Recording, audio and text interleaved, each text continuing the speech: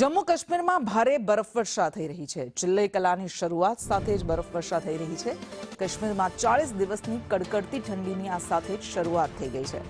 ગુલમર્ગમાં મોડી રાત્રે પણ હિમવર્ષા થઈ। કાશ્મીરની મોટા ભાગની પહાડીઓ પર સફેદીની ચાદર છવાઈ ગઈ છે। બરફવર્ષા અને ઠંડીને કારણે તાપમાન સતત ગગડી રહ્યું છે। જમ્મુ કાશ્મીરના ગુલમર્ગ, સોનમર્ગ, ગુરેઝ, કારગિલમાં બરફવર્ષા થઈ તો કેટલાક સ્થળે 4 થી 5 ફૂટ જેટલો બરફ પડ્યો। શ્રીનગરમાં તો તાપમાન શૂન્ય પર પહોંચી ગયું છે। ગુલમર્ગમાં માઇનસમાં તાપમાન પહોંચી ગયું। -1.5 ડિગ્રી તાપમાન ગુલમર્ગમાં નોંધાયું છે।